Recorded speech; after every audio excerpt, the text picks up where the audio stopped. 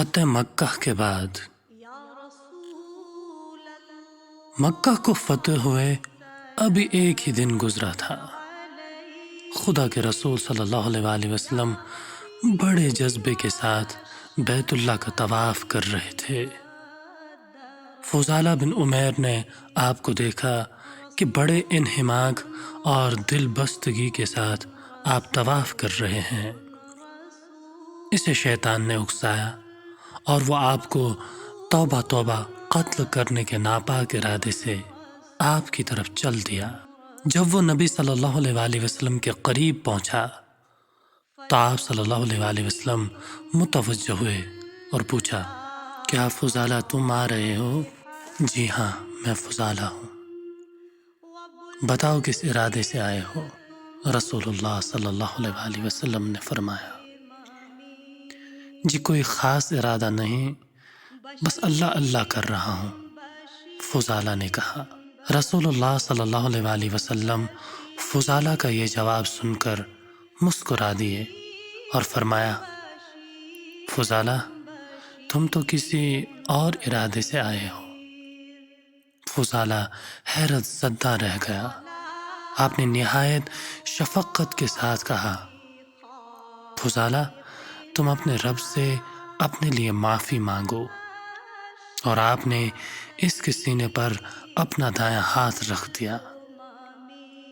فضالہ کہتے ہیں کہ حضور صلی اللہ علیہ وآلہ وسلم کا ہاتھ رکھنا ہی تھا کہ میرے دل کو عجیب قسم کا سکون اور سرور حاصل ہوا اور میرے دل کی عجیب کیفیت ہو گئی۔ ابھی چند لمحے پہلے میں جس شخص کو قتل کرنے کے ارادے سے آیا تھا، اب اس کی محبت میرے دل میں گھر کر گئی تھی۔ اب میرے لیے رسول اللہ صلی اللہ علیہ وآلہ وسلم سے زیادہ کوئی محبوب نہ تھا۔ میں کچھ دیر ٹک ٹکی باندھے اس عظیم ہستی کو دیکھتا رہا۔ میرے دل کی روشنی برابر بڑھتی رہی اور میرے روح کو ایسی فرحت حاصل ہو رہی تھی کہ جس کو میں بیان نہیں کر سکتا۔ میں اسی روحانی سرور اور کیفیت کے ساتھ یہاں سے گھر کے لیے واپس ہوا۔ عشق رسول صلی اللہ علیہ وآلہ وسلم سے سرشار چلا جا رہا تھا۔ راستے میں وہ محبوبہ مل گئی جس کے پاس میں پہروں بیٹھا کرتا تھا، جس کی محبت میرے دل کے ریشے ریشے میں پیوست تھی۔ اس محبوبہ نے حسب معمول دل نواز انداز میں میرا استقبال کیا اور مجھے بلایا۔ میں نے کہا، نہیں اب میں تمہارے قریب نہیں آ سکتا۔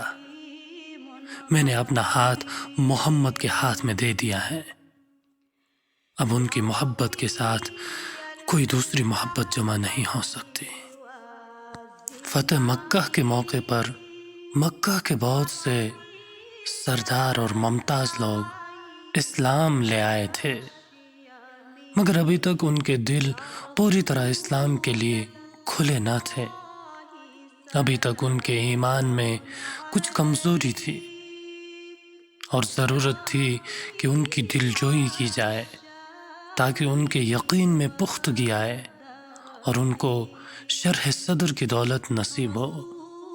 اس موقع پر خدا کے رسول صلی اللہ علیہ وآلہ وسلم نے اپنی پیغمبرانہ بصیرت و حکمت سے کام لے کر ان لوگوں پر اس قدر انعام و اکرام کی بارش کی کہ مال غنیمت کا زیادہ سے زیادہ حصہ انہی لوگوں کو دے دیا۔ انصار کو یہ بات کچھ عجیب سی لگی اور آخر دلوں کی بات زباں پر آ ہی گئی۔ خدا کے رسول کو سارا مال قریش کو ہی دے دینا تھا اور ہم خالی ہاتھ رہ گئے، جبکہ ہماری تلواروں سے سرخ خون کے قطرے ابھی تک ٹپک رہے ہیں۔ جب پریشانی اور مشکلات پیش آتی ہیں تو ہماری یاد آتی ہیں، اور جب تقسیم کا وقت آتا ہے تو غنیمت کا مال دوسروں کو ملتا ہے۔ انصار کے کچھ نوجوان اپنے مجروح جذبات کا اظہار کر رہے تھے۔ ادھر خدا کے رسول صلی اللہ علیہ وآلہ وسلم کے کانوں میں بھی یہ باتیں پہنچی۔ آپ کو بڑا دکھ ہوا، کیسے نہ ہوتا، انصار تو آپ کے انصار تھے اور آپ کے دل میں ان کے لیے بے پناہ درد تھا۔ آپ نے حکم دیا کہ بڑا چرمی خیمہ نصب کیا جائے اور مجاہدان اسلام جمع ہو جائیں۔ خدا کے رسول صلی اللہ علیہ وآلہ وسلم ان سے خطاب فرمائیں گے۔ مجاہدان اسلام فوراً ہی خیمے میں جمع ہو گئے۔ خدا کے رسول صلی اللہ علیہ وآلہ وسلم تشریف لائے۔ آپ صلی اللہ علیہ وآلہ وسلم نے ایک نظر مجموعے پر ڈالی اور پھر انصار کی جانب متوجہ ہو کر سوال کیا، کیا تم نے یہ کہا تھا کہ مال غنیمت مکے کے قریش کو دے دیا گیا ہے اور ہم محروم رہ گئے ہیں؟ صحابہ دم بخود تھے۔ انصار کے کچھ بزرگ اٹھے اور کہا، حضور، یہ حقیقت ہے کہ اس طرح کی باتیں کہی گئی ہیں، لیکن یہ کچھ ناسمجھ نوجوان اور ناعمروں کی باتیں ہیں۔ سمجھدار اور معمر سرداروں نے ایسی کوئی بات نہیں کہی ہے۔ اس سوال و جواب کے بعد خدا کے رسول صلی اللہ علیہ وآلہ وسلم نے ایک ایسا مؤثر، بلیغ اور رقت انگیز خطبہ دیا جو فکر و نظر، فصاحت و بلاغت، رقت و سوز اور انقلابی تاثیر کا شاہکار ہے۔ آپ صلی اللہ علیہ وآلہ وسلم نے فرمایا، اے گروہ انصار، کیا یہ حقیقت نہیں ہے کہ تم سب راہ حق سے بھٹکے ہوئے تھے؟ خدا نے میرے ہی ذریعے تمہیں ہدایت سے نوازا، تم منتشر تھے، خدا نے میرے ہی ذریعے تم کو متفق اور متحد کیا اور تم ایک کلمے پہ جمع ہوئے، تم نادار اور مفلس تھے، میرے ہی ذریعے خدا نے تم کو خوشحال اور مالدار بنایا۔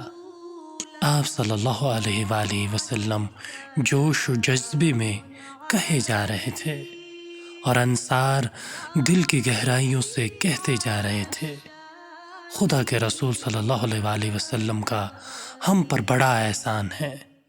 خدا کے رسول صلی اللہ علیہ وآلہ وسلم بڑے امین ہیں۔ انصار کے لوگ اونچی آواز میں اعتراف کر رہے تھے۔ انصار کی طرف سے یہ جواب سن کر آپ صلی اللہ علیہ وآلہ وسلم کی آواز اور بلند ہوئی اور آپ نے جوش محبت سے کہا، اے گروہ انصار، تم یہ کیوں نہیں کہتے کہ اے محمد، جب لوگوں نے تمہیں جھٹلایا تو ہم نے تمہاری تصدیق کی، جب لوگوں نے تمہیں بے سہارا چھوڑ دیا تو ہم نے تمہاری مدد کی، جب لوگوں نے تمہیں گھر سے بے گھر کر دیا تو ہم نے تمہیں پناہ دی، اور جب تم نادار اور حاجت مند تھے ہم نے دل و جان سے تمہاری مدد کی۔ آپ صلی اللہ علیہ وآلہ وسلم کا جوش اور بڑھا، پھر آپ نے اور فرمایا، انصار، تم یہ کہتے جاؤ اور میں جواب میں یہ کہتا جاؤں گا کہ تم سچ کہتے ہو، تم سچ کہتے ہو۔ اب آپ صلی اللہ علیہ وآلہ وسلم کی آواز میں رقت پیدا ہوئی، آنکھوں میں محبت کی چمک اور بڑھی، اور آپ نے بڑے والہانہ انداز میں فرمایا، اے انصار، کیا تمہیں یہ بات پسند نہیں کہ لوگ تو اونٹ بکریاں لے کر اپنے اپنے گھروں کو لوٹے اور تم اپنے نبی محمد کو اپنے ساتھ لے کر اپنے گھر لوٹو؟ داعی اعظم صلی اللہ علیہ وآلہ وسلم کے یہ رقت انگیز کلمات سن کر انصار کی چیخیں نکل گئیں اور پکار اٹھے، رضینا رضینا، ہم بالکل راضی ہیں، ہم بالکل راضی ہیں، ہمیں صرف محمد درکار ہے۔ اور انصار میں سے بیشتر کا حال یہ تھا کہ ان کی ہچکیاں بند گئی اور روتے روتے ان کی داڑیاں تر ہو گئی۔ رسول اللہ صلی اللہ علیہ وآلہ وسلم کی آواز بھی بلند ہوتی اور فرمایا، خدا کی قسم، تم لوگ جس ہستی کو لے کر اپنے گھروں کو لوٹو گے وہ اس سے کئی بہتر ہیں کہ جس کو یہ لوگ لے کر اپنے گھروں کو لوٹے۔ اور انصار اس بے مثال نعمت اور بے پناہ محبت پر خوشی سے جھوم اٹھے۔